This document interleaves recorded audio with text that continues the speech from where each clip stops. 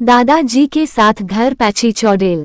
आज जो मैं आपको किस्सा सुनाने जा रहा हूँ वो मेरे दादाजी के साथ हुआ था। दिसंबर के कड़ी ठंड का समय था, घना कोहरा छाया था। दादाजी शहर में क्लर्क थे। उस दिन सारे लोग जल्दी कार्यालय का सारा काम खत्म करके घर की तरफ निकल रहे थे। दादाजी उस समय के बड़े अधिकारियों में से एक थे। रोज की तरह ही उस दिन काम खत्म होने के बाद घर के लिए अपनी गाड़ी से रवाना होने लगे। रास्ते में उन्हें हाथ से कुछ सामान भी लेना था तो वे अपने साथियों से अलग हो गए। उन्होंने घर की कुछ जरूरत के सामान लिए और गाड़ी आगे बढ़ा दी।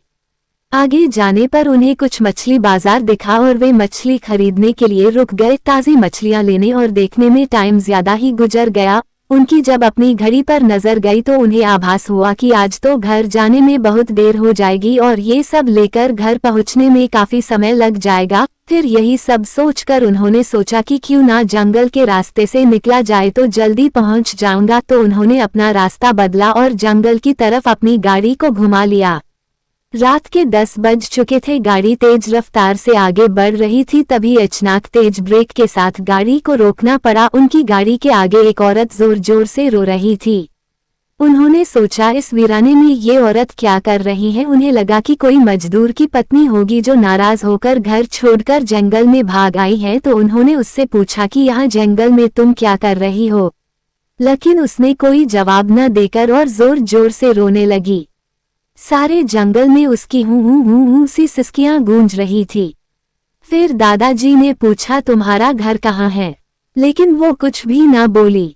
तब दादाजी ने कहा कि आज चलो मेरे घर में रहना, सुबह अपने घर चली जाना। ये जंगल बहुत सारे जंगली जानवर से भरा है, रात भर यहाँ मत रुको, चलो आज मेरे घर में सबके लिए खाना बना देना और कल सुबह अपने घर चली जाना।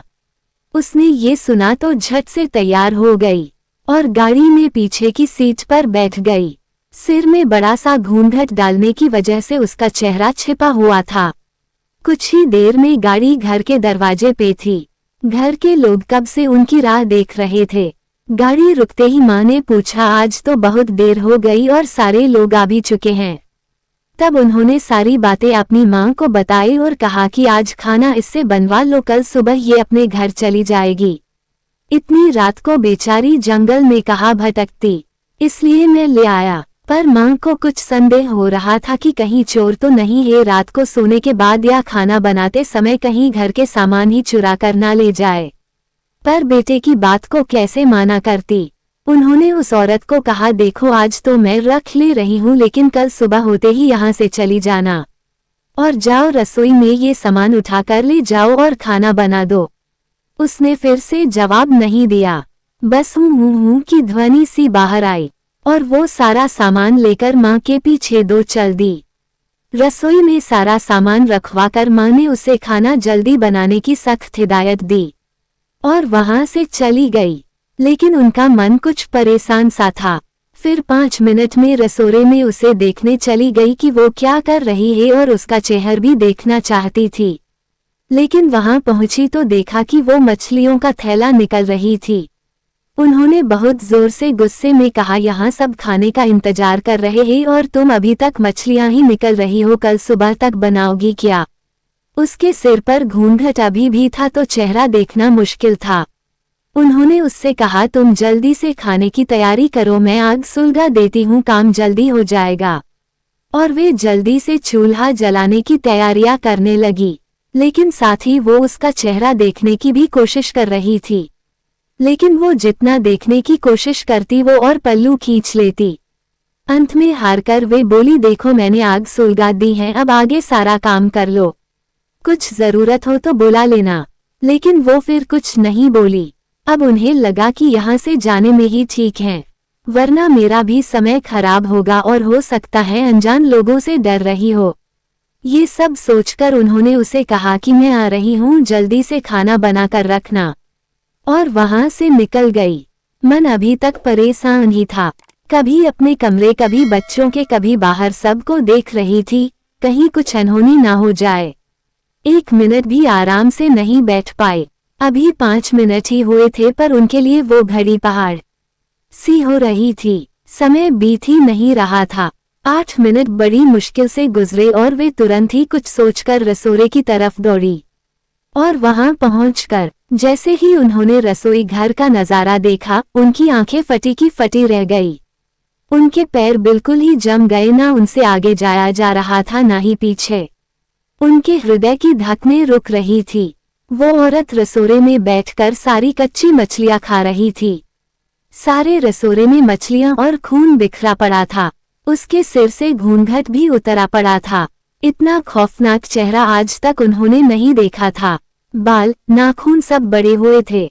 मछलियां खाने में मगन होने की वजह से उसे कुछ ध्यान भी नहीं था, और खुशी से कभी दो वो आवाजें भी निकल रही थी। हूं सी आवाजें गूंज रही थी। रसोरा पिछवाड़े में होने की वजह से और लोगों का ध्यान भी इधर नहीं आ रहा था।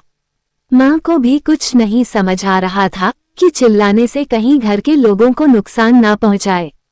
वो चुड़ैल से अपने घर को कैसे बचाए उन्हें समझ नहीं आ रहा था। बस भगवान का नाम ही उनके दिमाग में आ रहा था। अचानक वे आगे बढ़ने लगी उसकी तरफ, और झट से एक थाल लिया और चूल्हे की तरफ दौड़ी। उस चुड़ैल की नजर भी माँ पर पड़ चुकी थी, सो वो भी कुछ सोचकर उठी अपनी जगह से। माँ कुछ भी देर नहीं करना चाहती थी। उन्हें पता था कि आज अगर जरा सी भी लापरवाही हुई तो अनहोनी हो जाएगी। उस चुड़ैल के कुछ करने से पहले ही उन्हें चूल्हे तक पहुंचना था, और चूल्हे के पास पहुंचकर उन्होंने जलता हुआ कोयला थाल में भर लिया और चुड़ैल की तरफ लेकर जोर से फेंका। आग की जलन की वजह से वो अजीब सी डरावनी आवाजें निकालने लगी। अब तो उसकी आवाजें बाहर भी जा रही थी। सारे लोग बाहर से रसोरे की तरफ भागे। वो चुड़ैल जोर से हूं की आवाज आई निकाल रही थी और पूरे रसोरे में दौड़ रही थी और माँ को पकड़ना भी चाह रही थी। लेकिन अब सारे लग रसोरे में आ चुके थे, तो लोगों की भीड़ देखकर वो और भी डर गई थी। लोगों की भीड़ को ठेलती हुई वो बाहर जंगल की तरफ भागी, और सारे लोग ये मंजर देखकर डरे सहमे से खड़े थे और मन ही मन माँ की हिम्मत की दाद दे रहे थे। तो ऐसे छूटा चुड़ैल से पीछा।